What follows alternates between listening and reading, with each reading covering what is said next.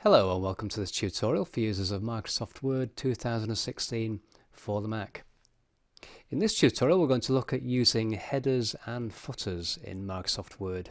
And a header or footer is simply a small piece of information that appears at the top or bottom of the page, and that piece of information could be the document title, a chapter title, or a page number. So let's look at a few examples of headers and footers and apply those to this document. First of all, I'm going to go to the View tab and select the Navigation Pane. And this is something you might find useful in longer documents. It allows you to jump very quickly between pages. And if I click on the second item there, and this list here is created based on the formatting within the document. So anything that's bold or highlighted in some other way will be added to my content list. So for example, if I want to go and look at About the Movies, I simply click on that item and I'm jumped straight away to that section there. However, for now let's go back to the page list and click back onto page 1, and I'm going to scroll up to the top of the document because that's where my header area is. And if I move the mouse pointer up, you will see the icon change from an I-beam to this page icon, and if I double click when I see that icon, the header is opened. And if I close that by clicking this button here, and if you'd prefer to use the toolbar, you go to the Insert tab, and over on the right you'll find the header and footer section, and in this case all I'm going to do is click on the header button and choose the first option, the blank header. This has a template with some predefined text that I can delete and replace with my own text, and I'm going to press the Tab key to jump me to the center of the header. And it's worth noting that there are 3 sections to the header, so if I press the Tab key again, I'm jumped to the right side. I can then use the arrow keys to move back to the center and then to the left again. I'll be using those 3 sections in this document, but first of all let's come back to the center section, and I'm going to type in my header, which is the name of the business. When I've typed the content for my header, I can close that header by either clicking on the close button here or pressing the escape key on the keyboard.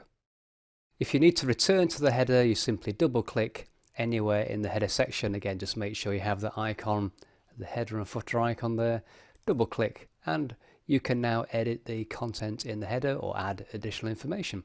Now when the header or footer is active, you get this header and footer toolbar with a range of options here, and one of the most useful is simply to switch to the footer section. So in the navigation section there, on that header and footer tab, click Go to Footer, and here I'm going to add 3 items. The first one will be the date. So if I click on the date and time button there, and that's in the Insert section, you'll see I've got a range of date formats. I'm simply going to choose the third one, 6 April 2017, and click OK. I'm then going to press the Tab key to jump to the center section of the footer, and here I'm just going to type in there Movie Screenings, which is the title of the document. And I'll then press the right arrow key to jump to the right hand section of the footer, and here I'm going to add in the page number for the document. And to do that, click on the page number button, and you'll find that in the header and footer section on the header and footer tab. And if I click on the drop down arrow, the first option is page number, so I'll click on that, and the page numbers dialog appears. The position is already locked onto bottom of page footer, but I do have the option here to change the alignment to left, center or right. I already have something in left and center, so right is the only remaining option, but you can obviously move it if you choose to do that. And you also have the option to not show the number on page 1.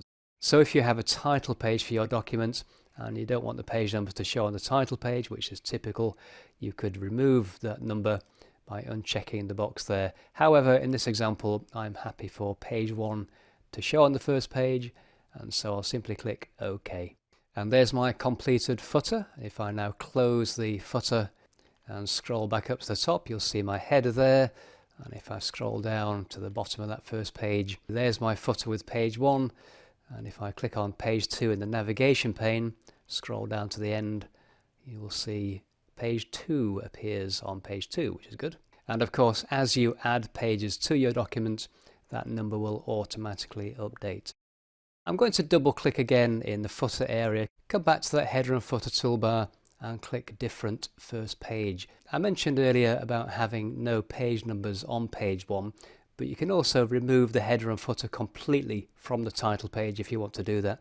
So I'm going to select Different First Page, and if I scroll back up now to the top of the document, you'll see as I come to the footer section on the first page it's now blank, and if I continue to the top you'll see the header is also blank. So I now have the option of either creating a separate header or footer for my first page, or if it was a title page, a splash page for example, I could just leave it blank and allow the page numbering etc. to continue from page 2.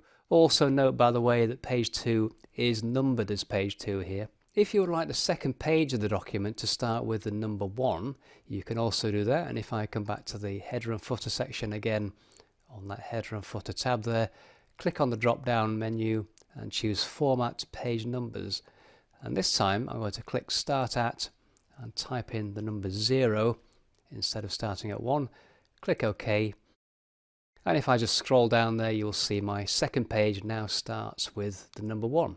So I'm going to press the Escape key to close the header and footer section, and that completes this look at using headers and footers in Microsoft Word. I hope you found a few things there useful and you can apply them to the documents that you're working on. But in the meantime, thank you for watching, and I'll see you next time.